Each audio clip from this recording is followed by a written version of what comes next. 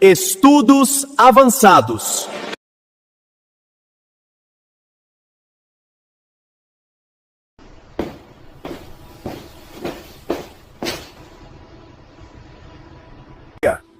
Vamos falar sério para entender o que está acontecendo? Neocolonialismo? Olá!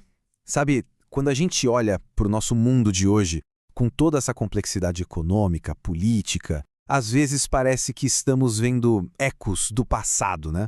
Pois é justamente sobre essa conexão que a gente vai conversar agora. Então, a grande questão que fica no ar é essa. Uma pergunta bem direta, na verdade. Será que todas essas relações de poder, esses desequilíbrios que a gente vê por aí, não seriam uma espécie de nova roupagem, talvez mais sutil, para o velho colonialismo?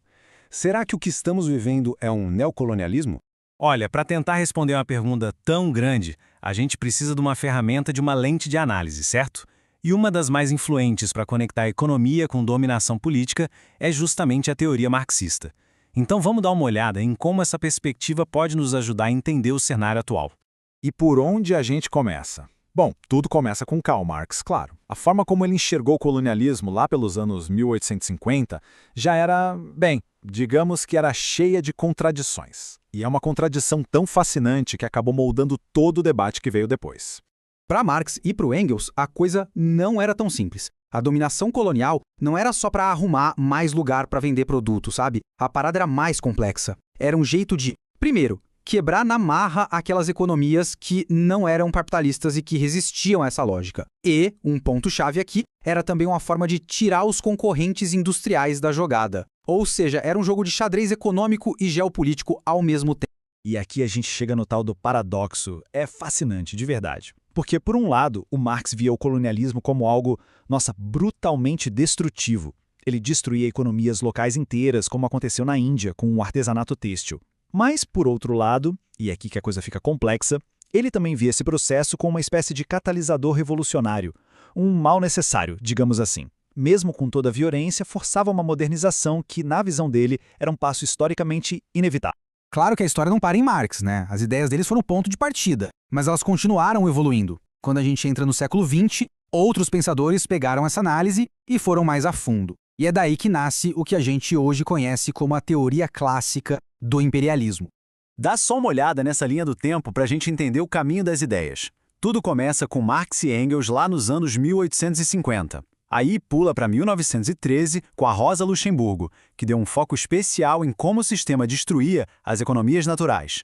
E, finalmente, em 1916, chega o Lenin, que pega todas essas peças e monta o quebra-cabeça, definindo o imperialismo como uma fase bem específica do capitalismo. Para entender essa nova fase que o Lenin falou, tem um conceito que é a peça-chave: capital financeiro. O que é isso na prática? Pensa assim, é o momento em que o jogo vira, os bancos passam a dar as cartas na indústria. E aí a grande sacada dos países ricos não é mais só vender seus produtos para fora. A grande jogada passa a ser exportar o próprio dinheiro, o capital, ou seja, investir em outros lugares para fazer mais dinheiro ainda. E é exatamente isso que fundamenta a teoria do imperialismo do Lenin. Para ele, era tipo o último estágio do capitalismo. Essa necessidade de exportar capital levou a uma consequência direta: a partilha do mundo entre as potências. E claro, quando todo mundo quer o mesmo pedaço do bolo, o que acontece? Rivalidade. Uma rivalidade tão grande que, na visão dele, conflitos gigantescos como a Primeira Guerra Mundial eram praticamente inevitáveis. Tudo bem, mas e depois? O tempo passou, muitas colônias conquistaram sua independência política, e aí? Essas teorias foram para a gaveta? Que nada! Elas continuaram super influentes. Vamos ver então qual foi o legado disso tudo e como a análise foi se adaptando. Essa trajetória aqui é bem legal de acompanhar. Pensa que é uma escadinha. Primeiro, lá no começo do século XX, os debates sobre imperialismo. Eles deram a base teórica para as lutas de independência. Mas aí, mesmo com a independência política, a galera percebeu que a dependência econômica continuava. E para explicar isso, surgiram as teorias da dependência. E, finalmente, o conceito de neocolonialismo para dar nome a essa nova realidade. Isso tudo desemboca numa pergunta que, olha, continua super atual e é o centro de muitos debates até hoje. A pergunta é: Para alguns países serem muito ricos e industrializados, é uma condição necessária que outros países continuem pobres ou subdesenvolvidos? Ou seja, a riqueza de um lado depende estruturalmente da pobreza do outro? Bom, até agora a gente viu a construção dessa teoria. Mas é óbvio que uma ideia tão forte não ia passar sem contestações, né? Para a gente ter uma visão completa e equilibrada do assunto, é essencial olhar para o outro lado da moeda, as grandes críticas que essa linha de pensamento recebeu. E não foram poucas críticas, não. Toda essa estrutura teórica foi e ainda é muito questionada. As críticas são bem fortes e vão direto nos fundamentos, questionando se a base econômica da teoria realmente se sustenta e se ela não simplifica demais a complexidade da história. Vamos resumir os principais pontos levantados pelos críticos. Primeiro, eles dizem, olha, colonialismo não é uma exclusividade dessa tal fase imperialista. Segundo ponto, os argumentos econômicos. Os críticos dizem que os números não fecham, que os dados não sustentam a teoria. Terceiro, a acusação de determinismo econômico, ou seja, a ideia de que tudo se resume à economia. Quarto, a forma como as sociedades pré-coloniais são retratadas, muitas vezes de um jeito muito simplificado. E por último, que o foco na burguesia nacional acabou atrapalhando uma análise de classes mais aprofundada. Ok, então, com a teoria de um lado e as críticas do outro, qual é o ponto principal aqui? A questão crucial é que, mesmo com todos os questionamentos, a grande contribuição dessa perspectiva foi a sua insistência em olhar a dominação política através de uma lente econômica. Foi ela que disse, ei, vamos olhar para a estrutura econômica por trás do poder. E essa citação aqui resume a ideia perfeitamente.